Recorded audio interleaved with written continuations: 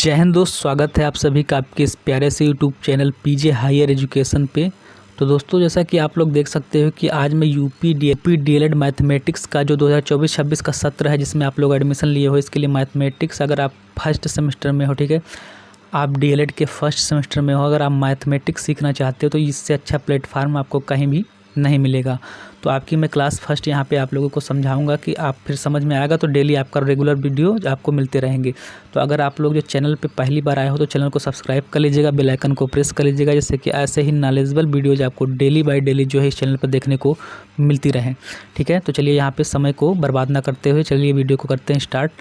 तो यहाँ पे आप लोग देख सकते हो मैं कुछ क्वेश्चन लेकर के आया हूँ आप लोगों के लिए। ठीक है, पहला क्वेश्चन क्या कह रहा है कि किसी वृत्त का व्यास 4 सेंटीमीटर है।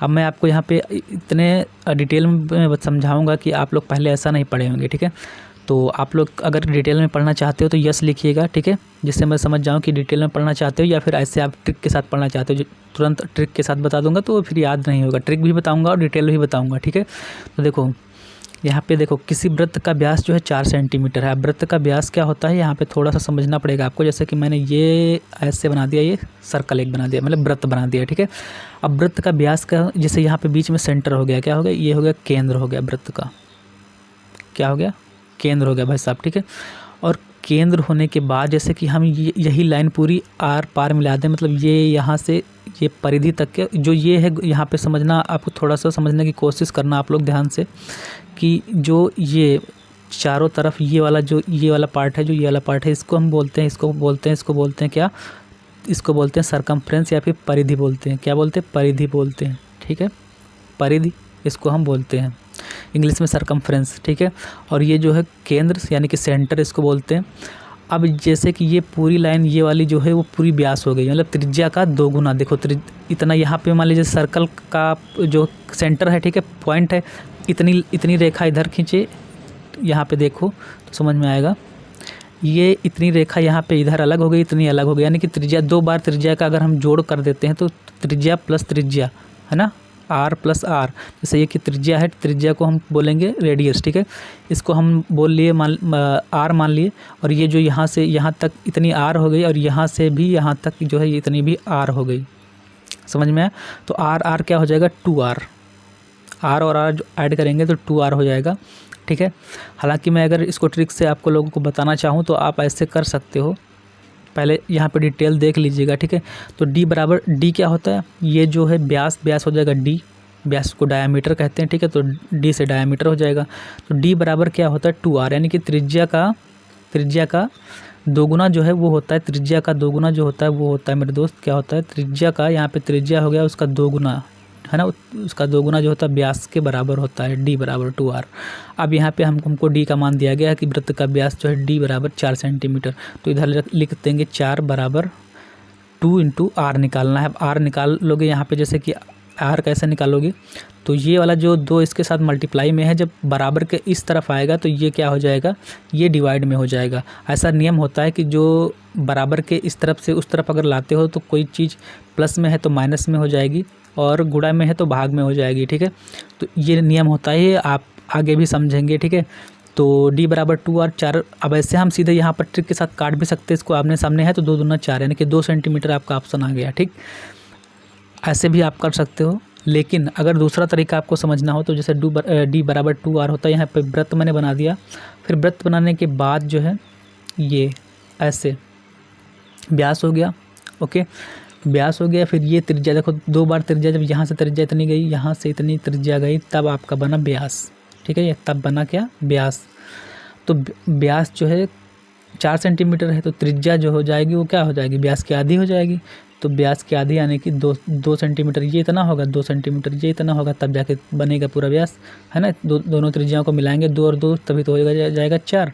तो इस प्रकार से मतलब एक क्वेश्चन को कितनी भी तरीके से सरल किया जा सकता है, वो आपके ऊपर है कि आपको कौन सा टॉपिक जो है, कौन सा मैटर समझ में आता है, कौन सा आपका मेथड समझ में आता है, ये आपके ऊपर है। ठीक है, तो आप लोग देखिए पहली क्लास है, इसलिए मैं आप लोगों को यहाँ पे पढ़ा रहा हूँ कि आप लोग बताइएगा कि पहली क्लास का अनुभव कैसा रहा आपका, और ये भी बताइएगा आप लोग कि जो पहली क्लास पढ़ने के बाद आपको किस तरह से पढ़ना है, आपको मतलब ट्रिक वाइज पढ़ना है आपको, या फिर आप जो है यहाँ पे केवल और केवल जल्दी से जल्दी आपका सिलेबस ख़त्म करना चाहते हो तो आप बताएंगे, आपके अनुसार काम होगा कि आप जैसे बताएंगे वैसे ही यहाँ पे चलेगी क्लासेस। ओके, अगला क्वेश्चन है कि अर्धवृत्त में स्थित कोण का मान क्या होता है।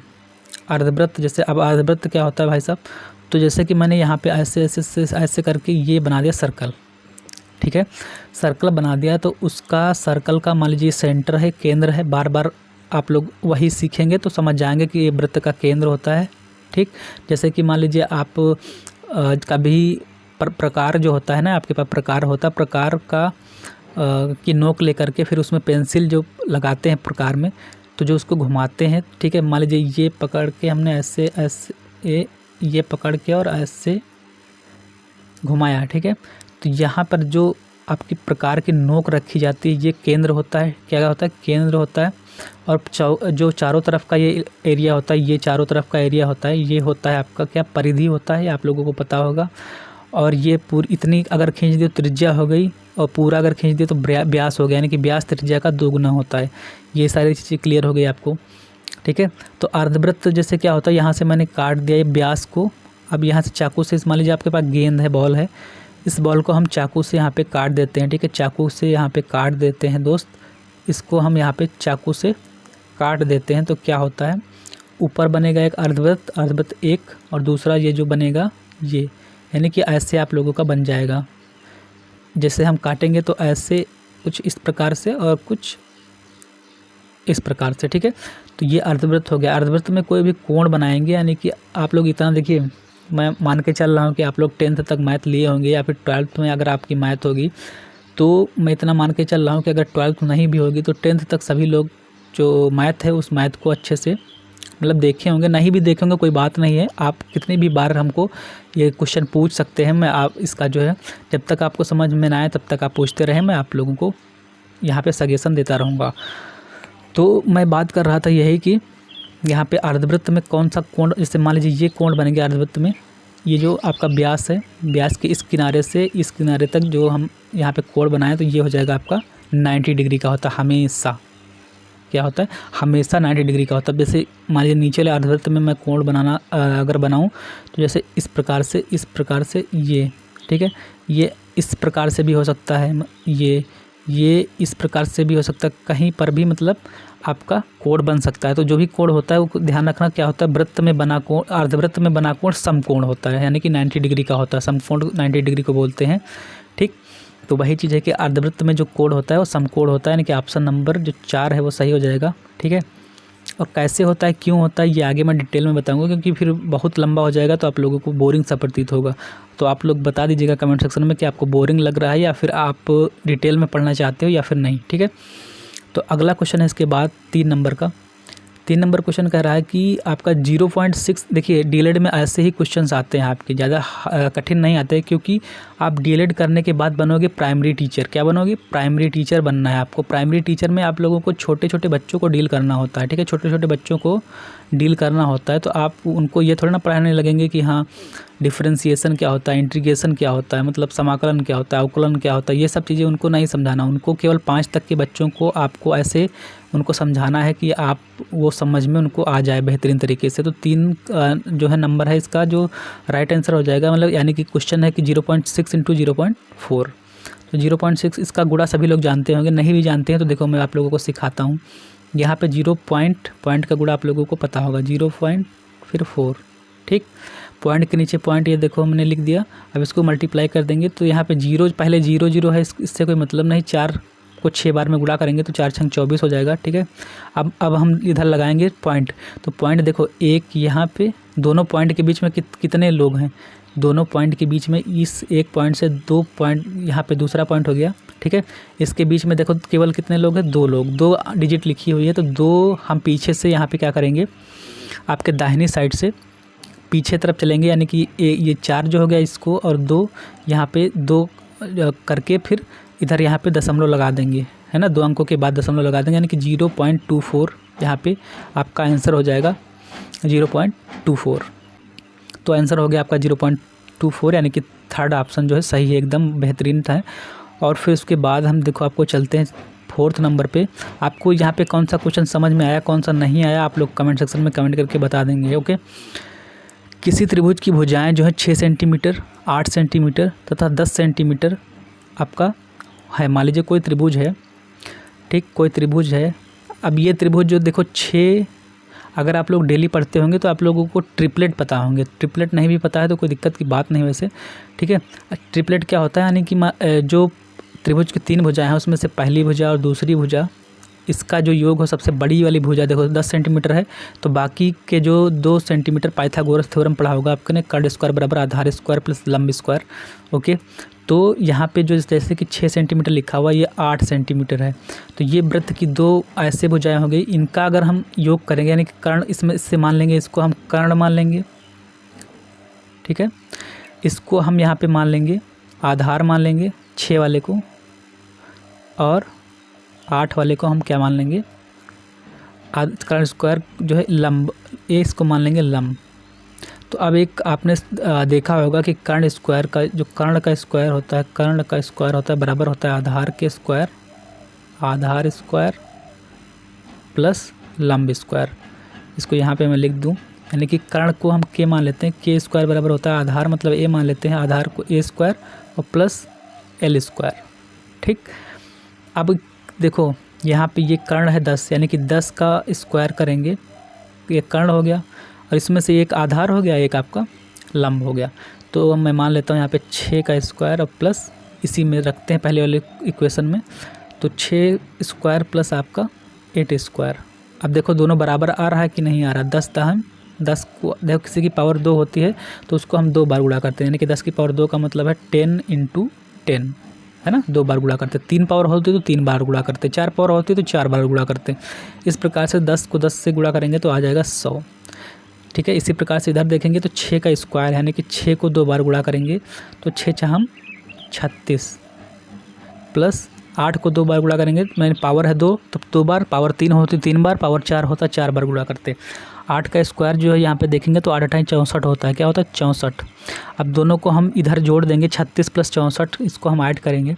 36 और 64 को जैसे ही ऐड करते हो तो क्या हो जाएगा, 36 और 64 जैसे ही ऐड करते हो मेरे दोस्त, ये हो जाएगा 100 के बराबर, यानी कि 100 इधर भी आ रहा था 10 दहम 100 और 100 इधर भी आ गया, यानी कि ये ट्रिपलेट है, एक प्रकार का आपका ट्रिपलेट है। ट्रिपलेट क्या होता है नेक्स्ट आपको अगर समझना है तो आप लोगों को मैं बता दूंगा ट्रिपलेट, ठीक है। लेकिन यहाँ पे मैं ज़्यादा ही कुछ डिटेल में जा रहा हूँ, मुझे लग रहा है ज़्यादा डिटेल में जाने से आपको समझ में चीज़ें तो आ जाएंगी। तो किसी त्रिभुज की भुजाएं, आप यहाँ पे थोड़ा सा क्वेश्चन को देखना है एकदम बेहतरीन तरीके से कि त्रिभुज का क्षेत्रफल, पहले उसका सूत्र पता होना चाहिए, त्रिभुज का क्षेत्रफल क्या होता है, ठीक है। तो जैसे कि समकोण त्रिभुज हो गया एक, मान लीजिए मैं यहाँ पे मान ले रहा हूँ कि ये 6 सेंटीमीटर है, ये 8 सेंटीमीटर है और ये आपकी 10 सेंटीमीटर है, ठीक है। और अर्धवृत्त में बना ये जो आपका एक कोण होता है वो 90 डिग्री का होता है, बाकी 2 कोणों का योग जो होता है वो कितना होता है, एक 90 हो गया तो दूसरे बाकी दोनों का जो योग हो जाएगा, दोनों का योग 90 होगा, ठीक है। इन दोनों का योग 90 होगा, तभी तो पूरे तीनों कोणों का योगफल कितना हो जाएगा, 180 अंश हो जाएगा। चलो इस पर आप बात नहीं करते हैं, ठीक है। तो वृत्त का क्षेत्र जो आपका त्रिभुज का जो क्षेत्रफल होता है वो होता है, त्रिभुज का क्षेत्रफल 1/2 गुणे आधार गुणे ऊंचाई या लंब, आधार इंटू लंब या ऊंचाई, ठीक है। क्योंकि लंब ये जो अब पड़ता है लंब, यही ऊंचाई कहलाती है, ठीक है।